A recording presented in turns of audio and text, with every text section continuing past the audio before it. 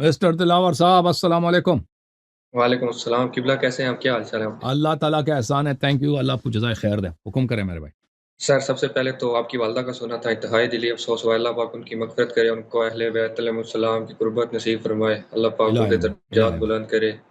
الہ آمین، thank you sir, اللہ آپ کو تو جزائے خیر دے۔ سر، میرے کچھ سوالات تھے وہ لے کے آپ کی خدمت میں حاضر ہوا تھا۔ جی سر۔ سر، میرا پہلا سوال یہ ہے کہ جو یہ قرآن مجید میں حروف مقطعات ہیں نا، ان کی کیا سٹوری ہے سر؟ ان کا کیا ترجمہ ہے، کیا معنی ہے؟ ان کا کوئی بیک گراؤنڈ بتا دیں اگر آپ۔ ہاں، حروف مقطعات کا اہل بیت علیہ السلام کے نزدیک ان کے دیکھیں، یہ قرآن کے بطون ہے، اور ان کے قرآن کے بطون یعنی قرآن کے پردے ہیں، پردوں کے نیچے پردے ہیں، اسرار ہیں۔ ان کا معنی اہل بیت طاہرین علیہ السلام بعض جگہوں پہ بتایا ہے کہ ان حروف سے کیا مراد ہے، اور وہ ایک ابتدائی معانی ہے جو بتانے کے لائق ہے، اور مخاطب اس کو سمجھ سکتا ہے۔ اس حد تک اہل بیت علیہ السلام نے بیان کیے ہیں، بعض مقامات پر بیان نہیں کیے ہیں اہل بیت طاہرین علیہ السلام نے۔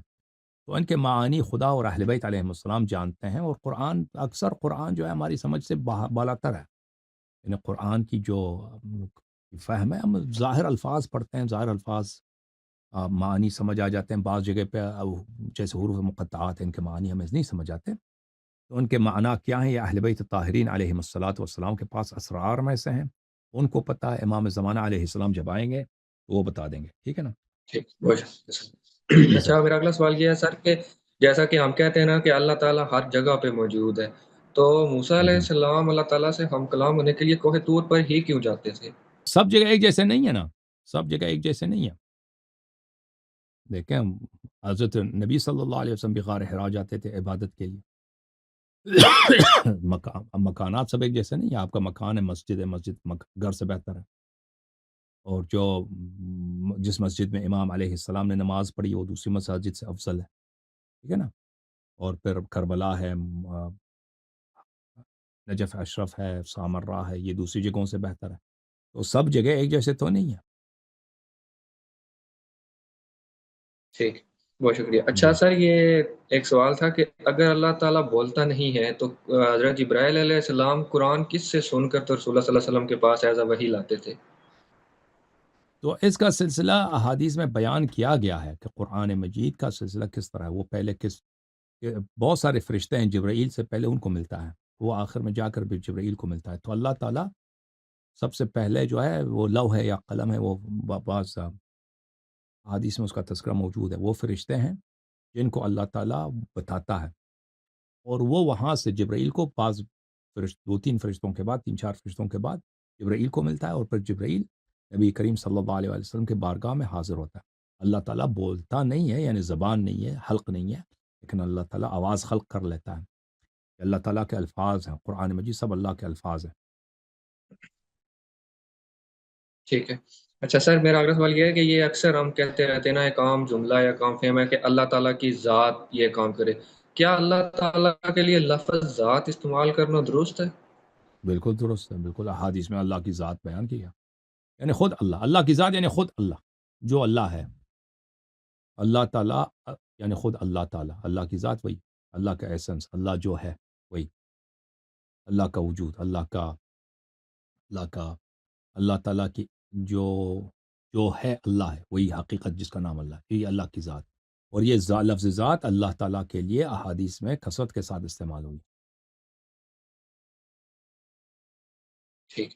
اچھا سر، ایک لاسٹ سوال ہے بس میرا کہ جی اگر جی۔ ہم دیکھتے ہیں نا کہ خطبہ حجۃ الوداع جو رسول اللہ صلی اللہ علیہ وسلم نے اپنی دنیا سے پردہ فرمان سے پہلے دیا تھا آخری، ہوں اس پہ یہ آیت نازل ہوئی تھی کہ آج ہم نے تمہارے لیے تمہارا دین مکمل کر دیا، ٹھیک ہے؟ ہوں تو پھر جب رسول اللہ صلی اللہ علیہ وسلم دنیا سے جانے والے تھے تو وہ کہہ رہے تھے کہ بھائی میرے پاس قلم کاغذ لاؤ تاکہ میں تم کو ایک ایسی وصیت کر جاؤں کہ اس کے بعد تم گمراہ نہ ہو۔ ہوں تو کیا کچھ چیزیں رہ گئی تھی اس وقت کے جو ابھی کلیئر کرنا ضروری تھا تو کہ نبی کیا یہ کیا مایا تھا؟ کیونکہ ادھر تو ایک جگہ ہے کہ آپ کے لیے ہم نے دین مکمل ہو گیا، تو پھر حضور صلی اللہ علیہ وسلم ایسا کیا لکھوانا چاہ رہے تھے جو حجۃ الوداع کے موقع پر نہیں کہا گیا؟ تو نبی صلی اللہ علیہ وسلم نے کبھی لکھتے نہیں تھے، ٹھیک ہے نا، ان کو وہ لکھتے نہیں تھے، اور وہ عام طور پہ پڑھتے بھی نہیں تھے، ٹھیک ہے، یعنی ان کو کوئی وہ وہ کبھی کسی استاد کے پاس گئے بھی نہیں، لیکن وہ لکھنا جانتے تھے، پڑھنا جانتے تھے۔ اور نبی صلی اللہ علیہ وسلم کی جتنی باتیں ہیں اپنی امت سے وہ زبانی ہیں، زبانی طور پہ انہوں نے کی ہے۔ آخری وقت میں وہ ایک ایسی چیز چھوڑ کے جانا چاہ رہے تھے، خود لکھ کے دیتے، فرمایا کہ قلم کاغذ لا کے آؤ تاکہ میں لکھ دوں۔ تو ہم نہیں کہتے کہ اس میں کوئی وہ نئی بات لکھتے، نئی بات لکھتے، وہی بات جو انہوں نے پہلے بیان کی ہے، حجت الوداع میں بیان کی ہے، قدیر میں بیان کی، اسی بات کو اب وہ لکھائی کے طور پہ لکھتے ہیں، اور اس کی بڑی تاثیر ہوتی ہے، اس کی بہت بڑی تاثیر ہوتی ہے، کیونکہ نبی کریم صلی اللہ علیہ وسلم جب وہ کبھی کچھ نہیں لکھتے، اور وہ کبھی استاد کے پاس نہیں گئے، آخر میں وہ اپنی دست مبارک سے کچھ لکھتے، تو اس کی بہت بڑی ویلیو ہوتی ہے، ٹھیک ہے نا؟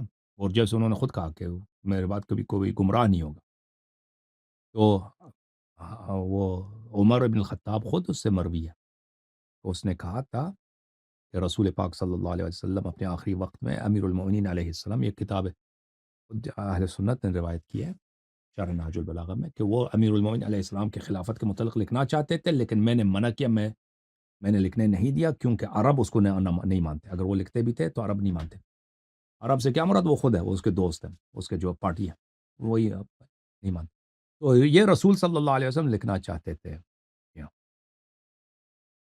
ٹھیک ہے، تو سر یہ جو ہم کہتے ہیں کہ مسجد جی اللہ کا گھر ہے، تو کیا یہ بات کہنا درست ہے؟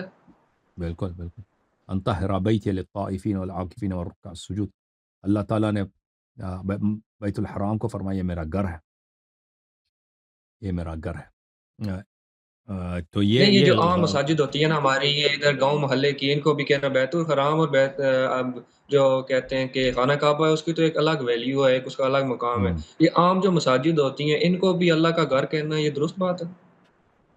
یہ مساجد کے لیے، یہ احادیث میں مسجد کے لیے بیت والمساجد بیوت اللہ، حدیث میں آیا ہے جی، اللہ عز الفقی میں ہے کہ مساجد اللہ کے گھر ہے، سمجھ میں آئی نا بات؟ ٹھیک ہے سر، بہت شکریہ اوکے، سر، جزاک اللہ۔ امام علی علیہ السلام سے روایت ہے ان المساجد بیوت اللہ، مساجد اللہ کے گھر۔ اوکے جناب حسینی صاحب۔